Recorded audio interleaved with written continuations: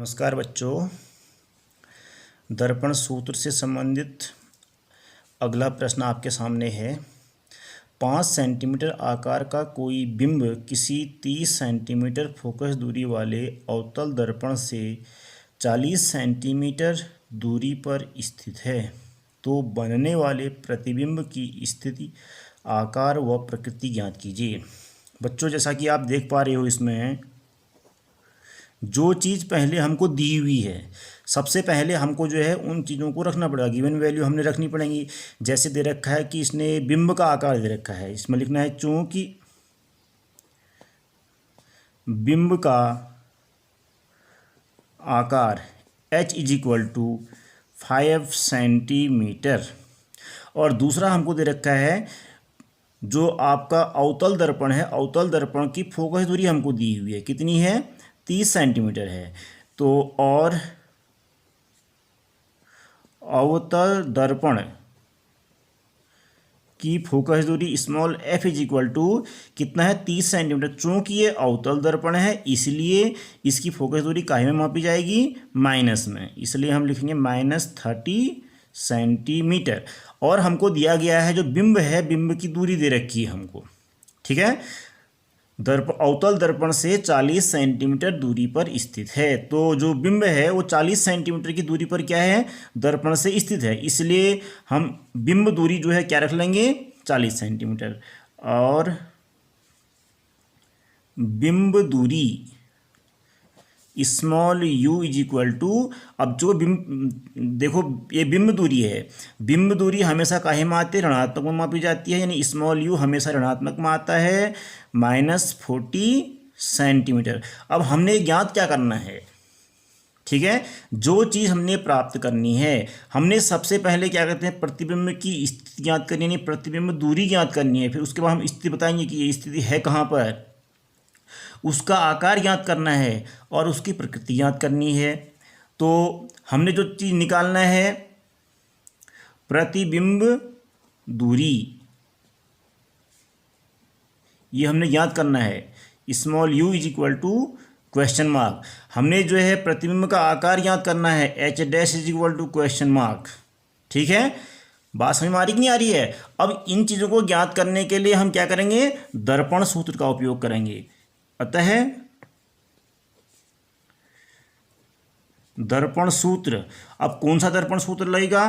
प्रतिबिंब दूरी वाला, यानी 1/v = 1/f - 1/u वाला सूत्र आपका इसमें लगेगा, ठीक है। और इसमें जो है हमको इनके मान दिए हुए हैं, फोकस दूरी और बिंब दूरी के मान हमको दिए हुए हैं, ठीक है कि नहीं? तो इनके मान हम यहाँ पर रखेंगे। 1/v = 1/f, f का मान कितना है? -30 सेंटीमीटर, 30 सेंटीमीटर। ये माइनस हो गया। u का मान कितना है? -40 सेंटीमीटर, ठीक है। 1/v = -1/30 माइनस प्लस 1/40 क्या हो गया? सेंटीमीटर दोनों के लिए कॉमन हो गया है, ठीक है। तो 1/v = अब दोनों का एलसीएम कितना होगा? 120। कितना होगा? 120, ठीक है ना। अब 30 को कितने से मल्टीप्लाई करेंगे कि 120 हो जाए? तो 4 से किया, तो इसलिए आपका जो 1 है, 1 को भी क्या करेंगे? 4 से मल्टीप्लाई करेंगे तो क्या बन जाएगा? -4। अब यहाँ पर इसको 3 से मल्टीप्लाई किया तो इसको भी क्या करेंगे? हम 3 से मल्टीप्लाई करेंगे, यानी +3। इतना ही क्या? सेंटीमीटर।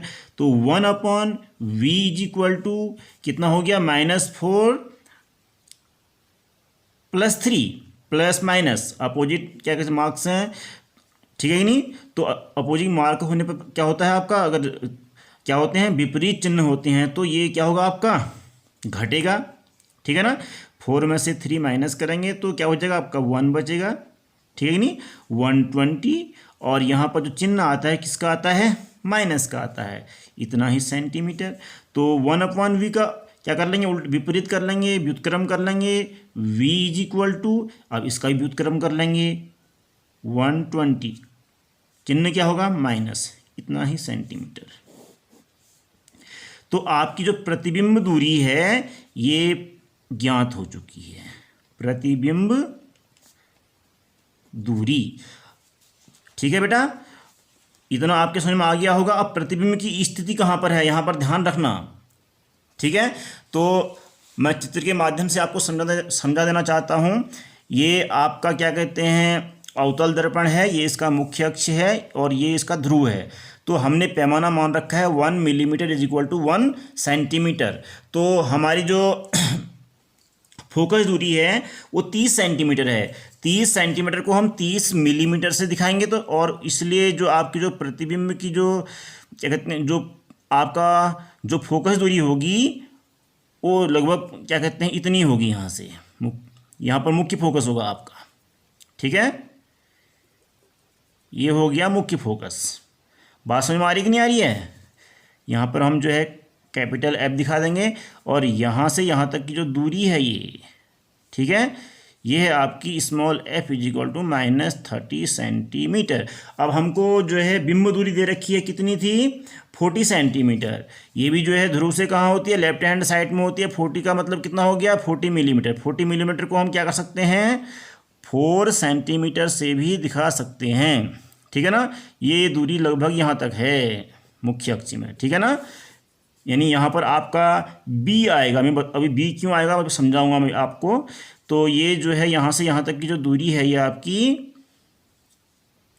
ये जो है small u is equal to -40 centimetre, ठीक है। और जो प्रतिबिंब दूरी थी हमारी कितनी निकली थी, -120 सेंटीमीटर। यानी ये आएगी आपकी 12 सेंटीमीटर के लगभग। इसको हमने आगे बढ़ाना पड़ेगा अभी, ठीक है। समझ में आ रहा होगा आपके। आगे बढ़ाएंगे इसको हम। यहाँ पर ये लगभग प्रतिबिंब आपका यहाँ पर आ रहा है, थोड़ा लिखा हुआ यहाँ पर आ जा रहा है, इसमें समझ लेना आप अच्छी तरह से, ठीक है। तो यहाँ पर जो है आपका प्रतिबिंब है, यानी ये यहाँ पर बी डैश आएगा आपका, ठीक है। और यहाँ से यहाँ तक की जो दूरी होगी आपकी, ये प्रतिबिंब यहाँ पर है आपका, यहाँ से यहाँ तक की जो दूरी है ये है प्रतिबिंब दूरी, यानी small v is equal to -120 centimetre, ठीक है। ये चीज़ें हमने दिखा दी हैं। ये मुख्य फोकस है, ये क्या कहते हैं आपकी बिंब दूरी है, यहाँ से ध्रुव से लेकर के यहाँ तक, और यहाँ से यहाँ तक लेकर क्या है, प्रतिबिंब दूरी है। प्रतिबिंब यहाँ पर स्थित होगा, ठीक है। अब बिंब कैसे है, कितने आकार का है, बिंब है 5 सेंटीमीटर आकार का। तो इसको हम 5 मिलीमीटर ऊपर को दिखा देंगे इधर से, ठीक है। ये यहाँ पर देखिए ऊपर ये तो बिंदु हो गया इसका ए, ठीक है ना, ये वाला बिंदु ए होगा। और यहाँ पर क्या होता है, इस जो ये क्या कहते हैं लंबवत मुख्य अक्ष के साथ मिल रहा है, तो ये बिंदु क्या हो गया, बी हो गया। बात समझ में आ रही है कि नहीं आ रही है। ये हो गया आपकी वस्तु हो गई, यानी बिंब हो गया। अभी प्रकाश किरण अभी नहीं खींचता हूँ, प्रकाश किरण थोड़ी देर बाद खींचता हूँ, ठीक है।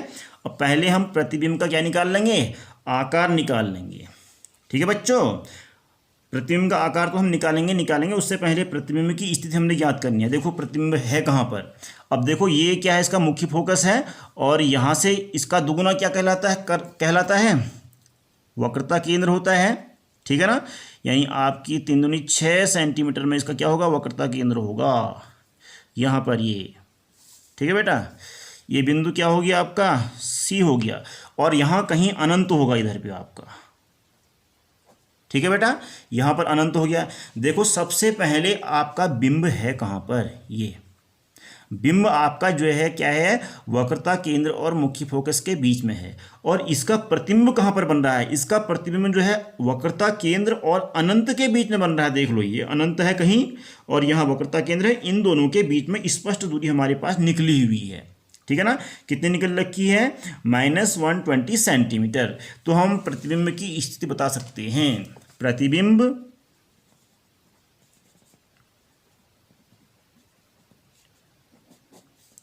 कहाँ पर है, वक्रता केंद्र व अनंत के बीच में दर्पण के ध्रुव से 120 सेंटीमीटर, ध्रुव से 120 सेंटीमीटर बाईं ओर स्थित है। ठीक है, तो ये हमने जो है प्रतिबिंब की स्थिति आपके सामने रख दी है। अब हम चलेंगे प्रतिबिंब के आकार और प्रकृति के लिए। उसके लिए आवर्धन सूत्र होता है आपका, पूरा आवर्धन सूत्र जो आपके पास होता है, यानी m इज इक्वल टू क्या होता है, h dash upon h is equal to minus v upon u वाला सूत्र। ठीक है ना, इस सूत्र में से हम m को हटा देंगे। ठीक है ना, हमारे पास बचता क्या है, h dash upon h is equal to minus v upon u. तो हमने निकालना क्या है, h डैश निकालना है, तो h dash is equal to minus v h upon u, ये सूत्र आ गया आपका। ठीक है, तो उसके बाद हम इस पर मान रख लेंगे, h dash is equal to minus, तो माइनस ही रहेगा, वी का मान कितना हो रखा है, -120 आ रखा है, इंटू एच का मान जो है 5 है, ये सब सेंटीमीटर में आएगा बेटा। ठीक है, ये भी सेंटीमीटर है और ये भी सेंटीमीटर है, अपॉन यू कितना है आपका, -40 सेंटीमीटर।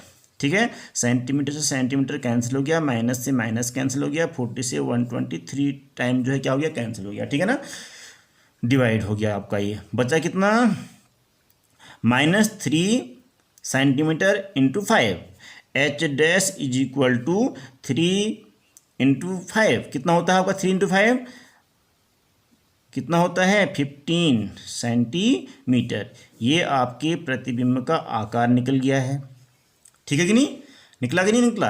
अब प्रतिबिंब का आकार देखिए, प्रतिबिंब जो है 15 सेंटीमीटर ऊंचाई वाला है और बिंब हमारा कितना था, 5 सेंटीमीटर ऊंचाई वाला था, तो किसका आकार बड़ा है, प्रतिबिंब का आकार बिंब से क्या है, बड़ा है। और उसकी प्रकृति देखिए क्या है, माइनस, माइनस का मतलब क्या होता है, मुख्य अक्ष से नीचे की तरफ प्रतिबिंब बना हुआ है।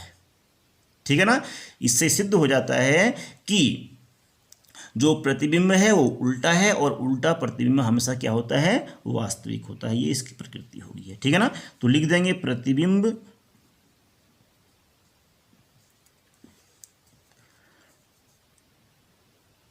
बिंब से बड़ा उल्टा व वास्तविक प्राप्त होता है। ठीक है बेटा, इतना समझ में आ गया कि नहीं आ गया।